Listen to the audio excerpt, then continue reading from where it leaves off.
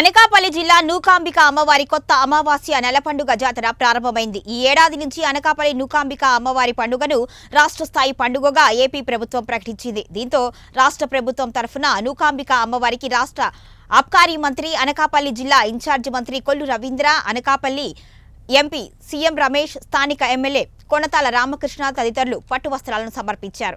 వీరికి దేవాదాయ శాఖ అధికారులు, ఉత్సవ కమిటీ సభ్యులు, ఆలయ అర్చకులు పూర్ణ కుంభంతో ఘన స్వాగతం పలికారు. ఈ సందర్భంగా మంత్రి కొల్లు రవీంద్ర మాట్లాడుతూ 10 కోట్ల రూపాయలతో నూకాంబిక ఆలయ నిర్మాణ పనులు జరుగుతున్నాయని తెలిపారు. టెంపుల్ టూరిజం పేరుతో రాష్ట్రంలోని అన్ని దేవాలయాలను అభివృద్ధి చేయడానికి ప్రభుత్వం నిర్ణయించింది అని వెల్లడించారు.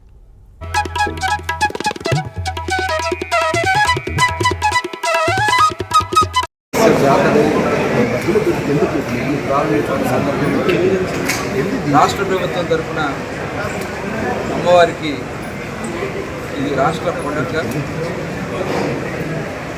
అమ్మవారికి పట్టు వస్త్రాలను సమర్పించడం జరిగింది. పెద్దలు స్థానిక శాసనసభ్యులు కొనతాల రామకృష్ణ గారి కృషితో, అలాగే పెద్దలు పార్లమెంట్ సభ్యులు సీఎం రమేష్ గారి కృషితో మొదటిసారిగా రాష్ట్ర ప్రభుత్వం తరఫున అఫీషియల్గా ఈ ప్రోగ్రామ్ని అనౌన్స్ చేయడం, అలాగే తొలిసారిగా అమ్మవారికి బట్టలు సమర్పించే అవకాశం రావడం చాలా అదృష్టంగా భావిస్తూ, మరి ఈరోజు నూకాంబిక అమ్మవారు అంటే ఉత్తరాంధ్రలో ఉన్నటువంటి ప్రతి ఒక్కరూ కూడా రోజులతో సంబంధం లేకుండా వచ్చి అమ్మవారికి ఇక్కడ సేవించుకుంటూ ఉంటారు.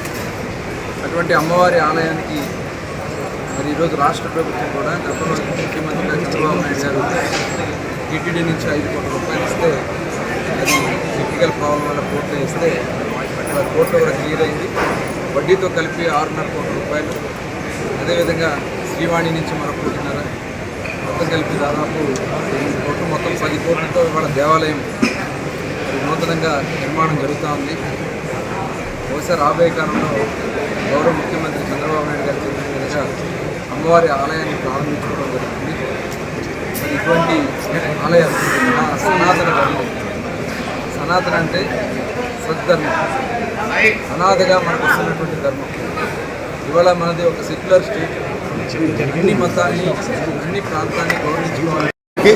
అదేవిధంగా పార్లమెంట్ సభ్యులు సీఎం రమేష్ గారికి, గోవింద్ గారికి, దాడి వీరభద్రరావు గారికి అందరికీ కూడా పేరు పేరున ధన్యవాదాలు తెలియపరుస్తూ, ఈ ఉత్సవం ఎంతో గతంలో కంటే ఘనంగా జరిగే విధంగా సహకరించిన పెద్దలందరికీ నా హృదయపూర్వక అభినందనలు తెలియపరుస్తూ, ఆ నూకాలమ్మ వారి ఆశీస్సులు ఎల్లవేళలా ఈ రాష్ట్రంపై, రాష్ట్ర ప్రజలపై ఉండాలి అని కోరుకుంటూ, రేపు వచ్చే ఉగాదికి ఒక పర్వదినంగా నూతన సంవత్సరం